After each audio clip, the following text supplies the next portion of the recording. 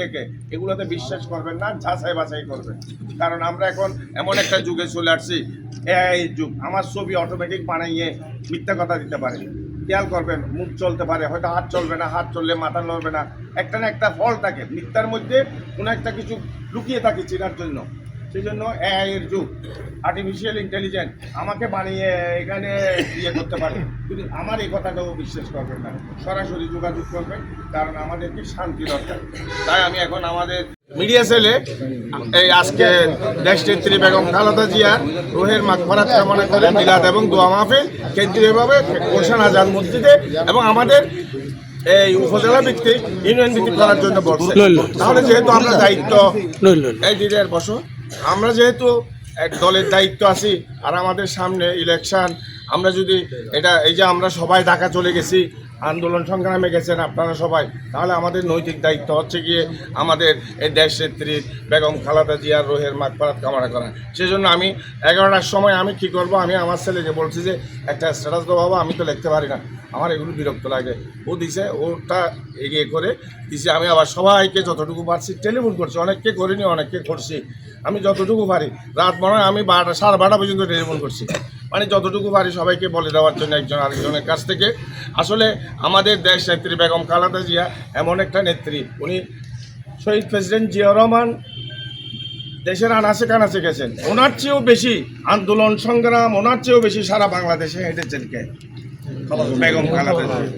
আমাদের শহীদ প্রেসিডেন্ট জিয়াউর রহমান যতটুকু মানে বাংলাদেশের আনাচে কানাচে যায়নি, আমার মনে হয় আন্দোলন সংগ্রামে এই যে আমাদের দেশে এর চেয়ে বেশি জনসভা, এর চেয়ে বেশি এই যে গাড়ি পরিভ্রমণ, নৌকাতে, এইটাতে সেটাতে উনি গিয়েছেন।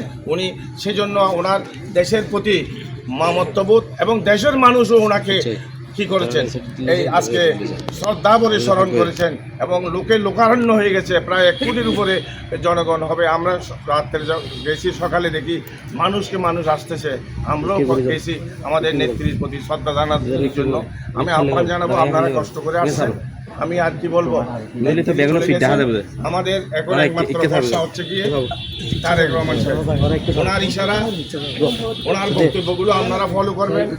উনি কি চায়, আমি এখানে একটা কথা বলতেছি, উনি কি চায় সেটা ওনার ভাষা দেখে আপনারা বুঝতে হবে। আমরাও ওইটাই চাই। আমরা দেশে গণতান্ত্রিক ব্যবস্থা চাই, আমরা স্থায়ী নির্বাচন ব্যবস্থা চাই।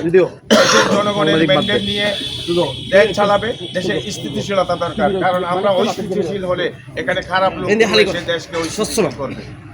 সেই জন্য আমরা আমাদের এই যে চেয়ারম্যান সাহেব মহোদয় এখন তারেক রহমান সাহেবের যে বক্তব্য আপনারা ফলো করবেন। উনি সবসময় বলেছেন যে আল্লাহ ফরওয়ার্ডগারের কাছে আশ্রয় দিয়েছেন।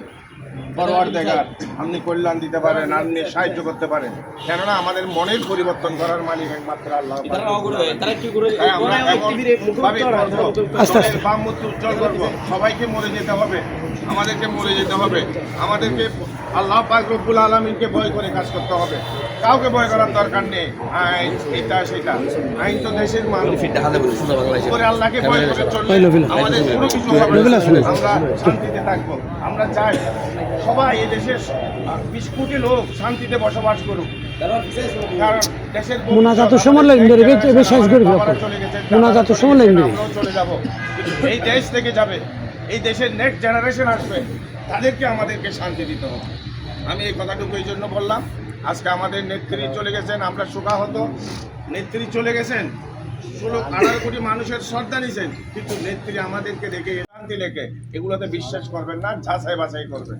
কারণ আমরা এখন এমন একটা যুগে চলে আসছি, এই যুগ। আমার ছবি অটোমেটিক বানাইয়ে মিথ্যা কথা দিতে পারে। খেয়াল করবেন, মুখ চলতে পারে, হয়তো হাত চলবে না, হাত চললে মাথা নড়বে না। একটা না একটা ফল থাকে, মিথ্যার মধ্যে কোনো একটা কিছু লুকিয়ে থাকে চেনার জন্য। সেই জন্য এআই এর যুগ, আর্টিফিশিয়াল ইন্টেলিজেন্স আমাকে বানিয়ে এখানে ইয়ে করতে পারে, কিন্তু আমার এই কথাটাও বিশ্বাস করবেন না। সরাসরি যোগাযোগ করবেন, কারণ আমাদেরকে শান্তি দরকার।